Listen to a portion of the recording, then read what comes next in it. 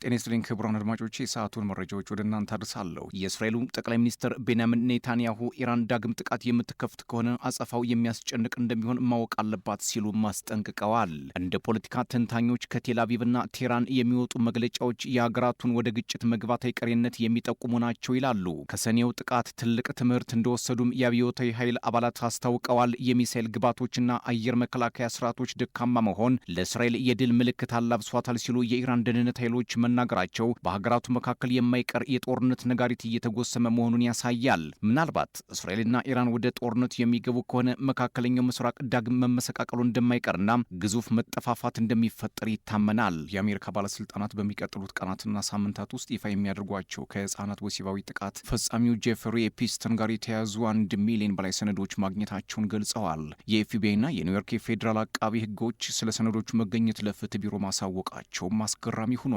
የፍትህ ቢሮ ተጎጂዎችን ለመጠበቅ ህጉ የሚጠይቀውን ሁሉ ለማድረግ ሌት ተቀን የሚሰሩ ጠበቆች አሉን፣ እናም ሰነዶቹን በተቻለ ፍጥነት እንለቃለን ሲሉም ተደምጠዋል። ቢሮው ሁሉም ሰነዶች ለህዝብ ይፋ እስኪሆኑ ድረስ ጥቂት ተጨማሪ ሳምንታት ሊወስድ እንደሚችልም ገልጿል። የፍትህ ቢሮ እንደ አውሮፓውያኑ አቆጣጠር እስከ ታህሳስ 19 ድረስ ሁሉንም የኤፕስቲን ፋይሎች ባለመልቀቁ ከፍተኛ ትችት ቀርቦበታል። ቢሮ ግን የፌዴራልና የፕሬዚዳንት ትራምፕ ፋይሎቹን ይፋ ለማድረግ የሰጡት መመሪያ ሙሉ በሙሉ ማክበር እንቀጥላለን ሲልም ተደምጧል። መግለጫው ኤፍቢአይና የፌዴራል አቃቢ ህጎች ተጨማሪ ሰነዶችን እንዴት እንዳገኙት በዝርዝር አላስቀመጠም። ይህ ዜና የተሰማው የፍትህ ቢሮ በኤፕስቲን ላይ ካደረገው ምርመራ ጋር የተያያዙ በሺዎች የሚቆጠሩ ሰነዶችን ይፋ ካደረገ በኋላ ነው። ከእነዚህ ሰነዶች መካከል የተወሰኑ እንዲሰረዙም ተደርጓል። ኤፕስቲን ለአካለ መጠን ያልደረሱ ህጻናት ለወሲብ ንግድ በማዘዋወር ክስ ችሎት ለመቅረብ እየጠበቀ በነበረበት ወቅት በኒውዮርክ እስር ቤት ራሱን ማጥፋቱም ይታወቃል። የአሜሪካም የፍትህ ቢሮ ሰነዶቹን በተለያየ ጊዜ እያወጣ ሲሆን የአገሪቱ ከፍተኛ ባለስልጣናትም በመቶ ሺዎች የሚቆጠሩ ሰነዶች አሁንም ይፋ እንደሚደረጉ ተናግረዋል። ሰነዶቹ ለህዝብ ይፋ መደረግ የጀመሩት ኮንግረስ የአሜሪካ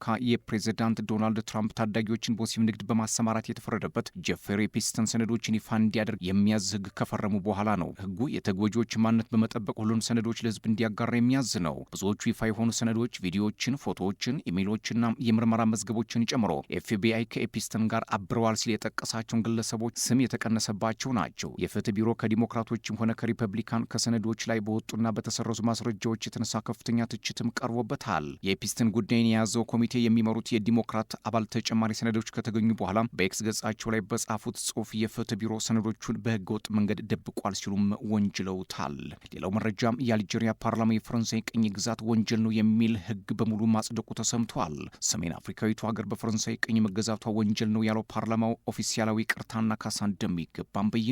የአገሪቱ ቴሌቪዥን ጣቢያ እንደዘገበው ህጉ ቅኝ ግዛት ማንቆልጳጰስም ወንጀል ነው ብሎታል። አዲሱ ህግ በሁለቱ ሀገራት መካከል ያለውን ውጥረት የተባባሰ መምጣቱን የሚያሳይ ሲሆን ተንታኞች አልጄሪያ ከ63 ዓመታት በፊት ነጻነቷን ካገኘች በኋላ መሰል መካረር ታይቶ አይታወቅም ሲሉም ይናገራሉ። ፈረንሳይ በፈረንጆቹ 1830 እስከ 1962 ነው አልጄሪያን ቅኝ የገዛቸው። በቅኝ ግዛቱ ወቅት ጅምላ ግድያዎችና ከፍተኛ መፈናቀሎችም ተፈጽመዋል። ለነጻነት የተደረገው ጦርነትም ከባድ የደም መፋሰስ እንዳስከተል ታሪክ ይናገራል። አልጄሪያ በወቅቱ 1.5 ሚሊዮን ሰዎች ሞተዋል ስትል የፈረንሳይ ባለስልጣናት በበኩላቸው ቁጥሩን ዝቅ ያደርጉታል። የፈረንሳይ ፕሬዚዳንት ኢማኑኤል ማክሮን ከዚህ ቀደም የአልጄሪያን ቅኝ ግዛት በሰብአዊነት ላይ የተፈጸመ ወንጀል ነው ቢሉም ይቅርታ ግን አልጠየቁም። የአልጄሪያ ባንዲራ ያለበት ማቅለሚያ ያደረጉ የፓርላማ አባላት ረዥም ዕድሜ ለአልጄሪያ የሚል ህብረ ዜማ በማሰማት በደማቅ ጭብጨባ ህጉን ማጽደቃቸውንም የኤኤፍፒ ዘገባ ያሳያል። ህጉ ፈረንሳይ ላደረሰችው ጥፋት ሙሉና ፍትሐዊ ካሳ የመክፈል ህጋዊ ኃላፊነት አለበት ብሎ ይህ ደግሞ የአልጄሪያ መንግስትን ህዝብ የማይገፈፍ መብት መሆኑንም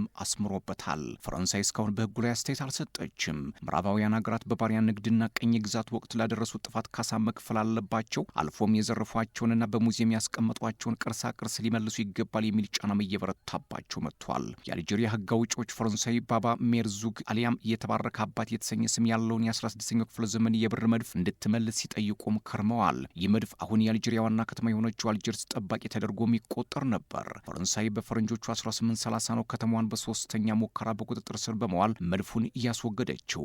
መድፉ በአሁኑ ወቅት በሰሜን ምዕራብ ፈረንሳይዋ ፈረንሳይዋ ብረስት ከተማም ይገኛል። በ19ኛው ክፍለ ዘመን የፈረንሳይ ቅኝ ግዛት ኃይሎችን ሲዋደቁ ለተሰዉ የ24 አልጄሪያውያን ቅሪት በ2020 መመለሱም የሚዘነጋ አይደለም። ሌላው መረጃ በናይጄሪያ ሰሜን ምስራቅ ቦርኖ ግዛት ውስጥ በሰዎች በተጨናነቀ መስጊድ ውስጥ በደረሰ የቦምብ ፍንዳታ ቢያንስ 5 ሰዎች መሞታቸውን ፖሊስ ይፋ አድርጓል። የፖሊስ ቃል አቀባይ እንደተናገሩት ለአካባቢው መገናኛ ብዙሃን በዋና ከተማዋ ማዲጉሪ በሚገኘው የጋምቦሮ ገበያ መስጊድ ነው ጥቃቱም የደረሰው። ጥቃቱን የፈጸመው ቡድን ማን እንደሆነ እስካሁን የታወቀ ነገር የለም። ነገር ግን ታጣቂዎች ቀደም ሲል በአካባቢው በሚገኙ መስጊዶችና በተጨናነቀ ቦታዎች ላይ እያጥፍቶ ጠፊና በቤት ውስጥ በሚሰሩ ፈንጆች ጥቃት ሲፈጽሙም ከርመዋል። በፈረንጆቹ 2009 ጀምሮ በሺዎች የሚቆጠሩ ሰዎች ሲገደሉ ሚሊዮኖች ከመኖሪያ ቀያቸው መፈናቀላቸውንም የመንግስታቱ ድርጅት አስታውቋል።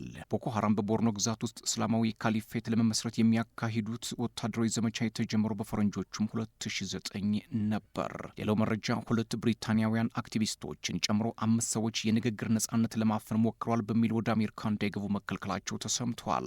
የሊበራል ፓርቲ የቀድሞ አማካሪ ሴናተር ፎር ካውንተሪንግ ዲጂታል ሄት የተሰኘ ማዕከላዊ መሪ የሆነው ኢምራን አህመድና የግሎባል ዲስኢንፎርሜሽን ኢንዴክስ ኃላፊዋ ክሌር ሚድፈርድ በትራምፕ አስተዳደር ጽንፈኛ አክቲቪስቶች ተብለው ወደ አሜሪካ እንዳይገቡም ተከልክለዋል። ሌላው መረጃ የአሜሪካ ውጭ ጉዳይ ሚኒስትር ማርክ ሮቢዮ ፕሬዚዳንት ትራምፕ የአሜሪካን ሉዓላዊነት የሚጥሱ የውጭ ፖሊሲዎችን እንደማይቀበሉ ግልጽ አድርገዋል። የአሜሪካም የንግግር ነጻነት ለማፈን የሚሞክሩ ሰዎችም ተቀባይነት የላቸውም ነው ያሉት። ሌላው አስገራሚው መረጃ አሜሪካ በቬንዙዌላ ተጨማሪ ጦር አስጠግታለች መባሉ ሲሆን ይህ ደግሞ የካሪቢያን ውጥረት እንደሚያባብሰው ተገልጿል። አሜሪካ በቬንዙዌላ የምታደርገውን ዘመቻ በማጠናከር ጦር ጫኝ መርከቦችና ተዋጊ ጀቶችን ወደ ስፍራው ማስጠጋቷ በማዱሮ መንግስት ላይ ጫና ለመፍጠር ነው አስብሏል። አሁን ላይ ተደረገ የተባለው ወታደራዊ እንቅስቃሴ ከዚህ በፊት እንደነበረው ነው ቢባልም የአሜሪካ ደቡባዊ እዝ ወታደሮች ወደ ካሪቢያን ተንቀሳቅሷል የሚለው ክስ መሰረተ ቢስ ነው ሲል አጣጥሎታል። የአሜሪካው ፕሬዚደንት ዶናልድ ትራምፕ የቬንዙዌላ አቻቸው ኒኮላስ ማዱሮ ስልጣን የሚለቁ ከሆነ የብልህ ምርጫ ነው ማለታቸውን ተከትሎ በካራካስና በዋሽንግተን መካከል ውጥረቱ መካረሩም የሚዘነጋ አይደለም። ዛሬ ላይ አሜሪካ ወደ ቬንዙዌላ ተጨማሪ ወታደሮቿን አስጠግታለች በሚለው ጉዳይ ላይ ከዋይት ሀውስና አሜሪካ ጦር መስሪያ ቤት የተሰጠ ማስተባበያ አለመኖሩን የዎል ስትሪት ጆርናል መረጃን ጠቅሶ የሩሲያ ወረት ያስነብበዋል። ሰብስክራይብ፣ ላይክ፣ ሼር፣ ኮሜንት እያደረጋችሁ እንደዚህ አይነት አጫጭር መረጃዎችን ታገኛላችሁ። ሰላም